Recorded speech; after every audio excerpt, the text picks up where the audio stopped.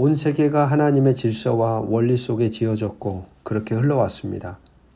그러나 오늘 우리가 살아가고 있는 세상은 그러한 질서와 원리가 여기저기에서 무너지고 있습니다.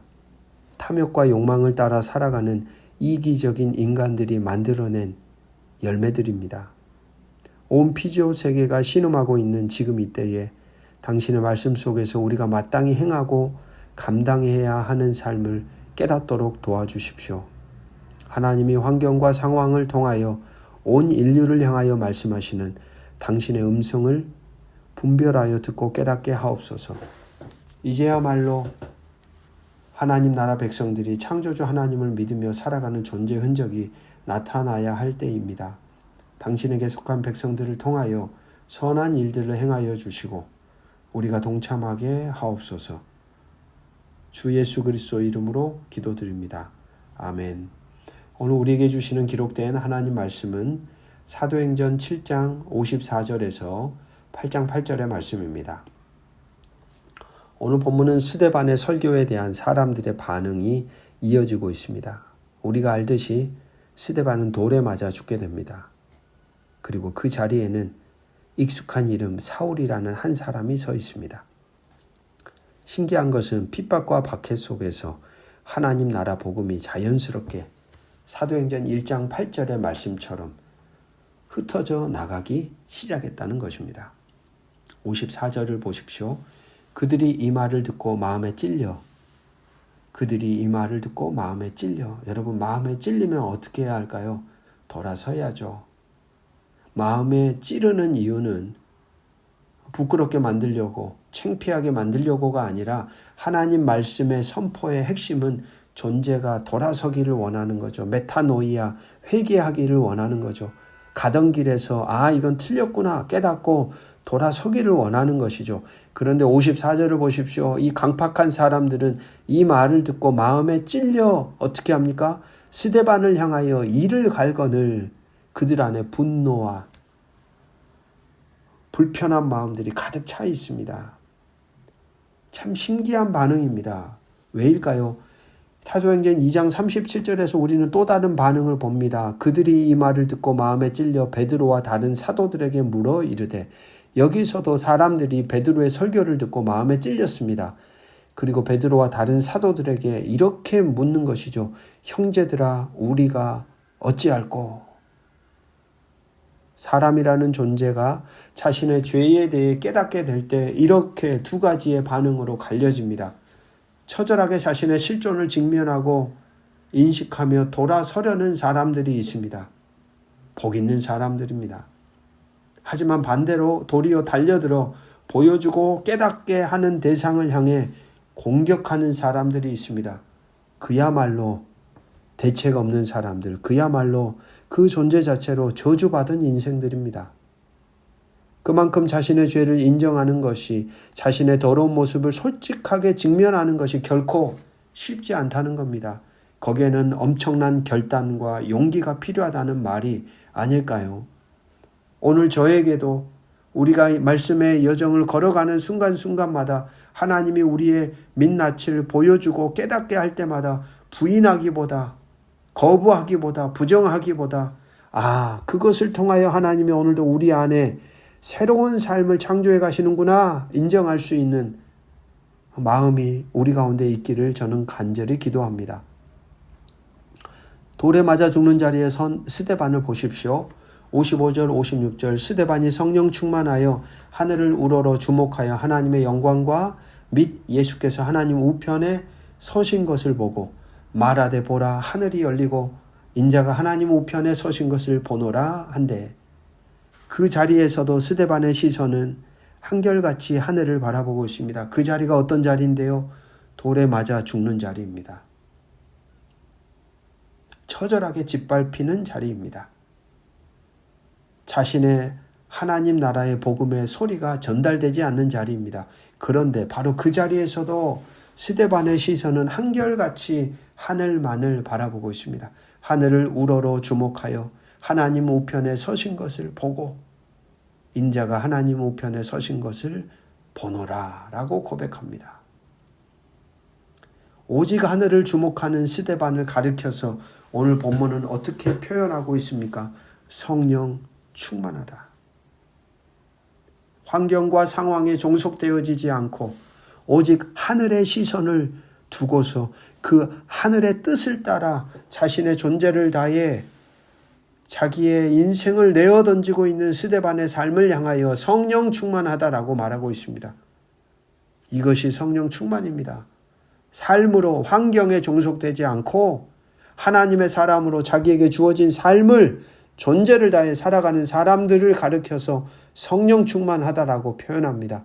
신비적인 기적과 이사가 일어나고 사람들이 고침받고 이게 성령 충만이 아니라 도저히 살아낼 수 없는 삶을 하나님의 영에 붙들려서 살아가는 사람들, 바로 이들이 성령 충만한 사람들입니다.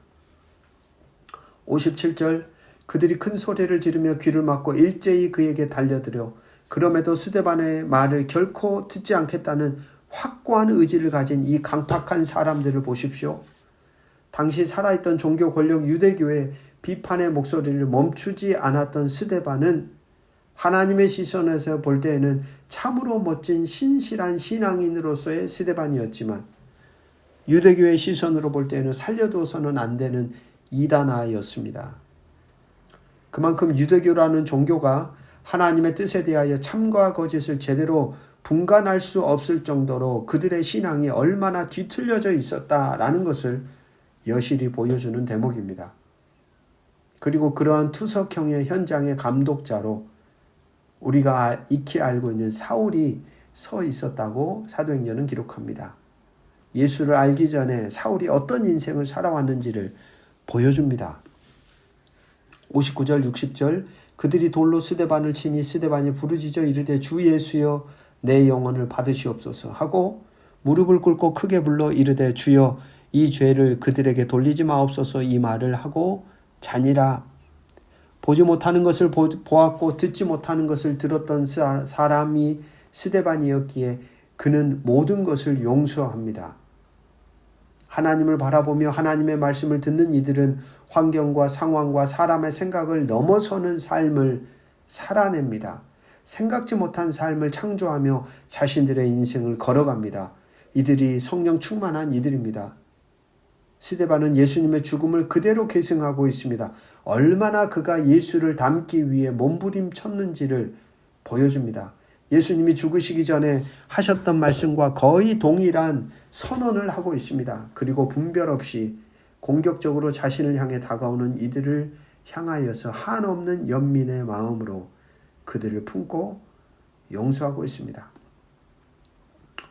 초대교회 최고의 전도 현장은 순교의 자리였습니다. 초대교회 교인들은 순교의 자리에서 대적들조차도 감동시키는 장엄한 최후를 맞이합니다. 터툴리안이라는 사람은 순교자의 피는 교회의 씨앗이라고까지 말했습니다. 참 신비입니다. 다른 사람들에게는 끝이 되는 죽음이 주를 믿는 이들에게는 끝이 아니라 새로운 시작이 됩니다. 독일의 본 헤퍼가 처형되던 날 벨주교에게 이렇게 마지막 말을 남겼다고 합니다. 이것은 끝이다. 하지만 내게는 생명의 시작이다. 박해로 끝이 날 줄 알았던 교회는 도리어 박해를 통하여 교회가 퍼져나갑니다. 참 아이러니한 하나님의 역사요 일의 방식입니다. 박해가 없었다면 예루살렘 교회는 결단코 복음을 들고 세상으로 나가지 못했을 것입니다. 고난과 핍박의 그 좁은 문으로 들어가는 자들에 의해서만 하나님의 나라가 씨 뿌려지고 성장하고 열매를 맺습니다. 그것이 주님이 걸어가신 길이었고 그것이 제자들의 길입니다. 이렇게 다릅니다. 승승장구 개선장군의 모습이 아니었습니다. 억압과 핍박과 박해 속에 어쩔 수 없이 도망쳐야 할 수밖에 없는 상황을 통하여 그들이 도망간 곳이 곧 선교지가 되게 하십니다. 눈에 보이는 현장 상황 속에서는 분명 패배하는 것처럼 보이고 무너지는 것처럼 보이고 그리고 실패한 것처럼 보이는데 사실 그 과정 속에서 하나님 나라가 점점 더 확장되고 있었다는 것을 사도행전은 우리에게 말하고 있는 것이죠. 3절, 사울이 교회를 잔멸할세 각 집에 들어가 남녀를 끌어다가 옥에 넘기니라. 사울은 열정의 아이콘입니다. 중요한 것은 무엇을 향한 열정인가? 삶에 있어서 중요한 것은 분별 없는 열정처럼 위험한 것이 없습니다. 처음 사울은 유대교와 자기 자신을 동일시하며 초대교회를 박멸하는 일에 자신의 최선두의 자리에 서게 합니다. 그는 아마 이렇게 생각했겠죠. 유대교를 지켜내고 있다는 자부심, 더불어 하나님을 지켜내고 있다는 신앙의 확신 속에 그는 몹시 기뻤을 것입니다. 그런데 그런 그의 삶이 실상 하나님을 가장 아프게 하는 일이었을 것이라고 그는 상상조차 못했을 것입니다. 여러분, 이 부분을 잘 생각해야 합니다. 이처럼 분별 없는 열정은 위험합니다. 그것은 사람을 죽이고 자기 자신을 죽이고 곁에 있는 사람을 죽이고 하나님을 왜곡시키며 아프게 하는 삶의 흔적을 만들어내기가 아주 쉽습니다. 그렇기에 우리는 늘 말씀에 근거한 올바름에 대해 분별하는 것이 우선되어야 합니다. 빌립은 사마리아를 선택하여 도망칩니다. 아마도 경건한 유대인들이 사마리아 땅으로 쉽게 들어오지 못할 것이라고 생각하지 않았을까요? 보십시오. 한 사람 빌립이 그 성에 들어가자 6절에서 8절 무리가 빌립의 말도 듣고 행하는 표적도 보고 한 마음으로 그가 하는 말을 따르더라. 많은 사람에게 붙었던 더러운 귀신들이 크게 소리를 지르며 나가고 또 많은 중풍병자와 못 걷는 사람이 나으니 그 성에 큰 기쁨이 있더라. 마치 예비되어 있었다는 듯이 저들이 말을 따르고 이적과 기사가 나타나고 사마리아 성이 기쁨으로 충만해집니다.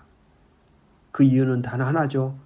예수의 사람 한 사람으로 인해 온 성이 달라집니다. 사랑하는 말씀의 동역자 여러분, 오늘 예수를 따르는 우리 개개인의 인생의 삶의 흔적은 이처럼 강력하고 영향력 있고 위대합니다. 우리의 존재를 가벼이 여기지 말고 예수의 사람 한 사람으로 우리가 서 있는 가정과 직장과 삶의 자리, 일상의 자리에서 살아갑시다. 그래서 사마리아 성에 큰 기쁨이 충만했던 것처럼 우리로 인해 절망과 탄식과 슬픔으로 가득 찬 이 세상 한복판에 기쁨을 안겨다주는 복된 사도로 저와 여러분이 살아가시기를 주의 이름으로 축복합니다. 기도합니다.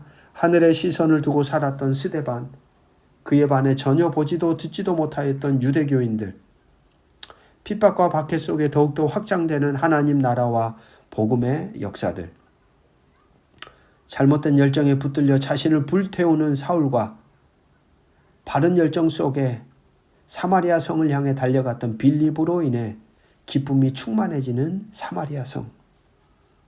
오늘 주신 말씀 안에서 우리 각자의 자리와 연결되는 말씀들이 이어지게 하사 다양한 삶의 자리에선 우리가 당신의 선한 백성으로 이 땅에서 하나님의 나라의 백성으로 바르게 살아갈 수 있도록 우리를 붙들어 주시기를 주 예수 그리스도 이름으로 간절히 기도합니다. 아멘.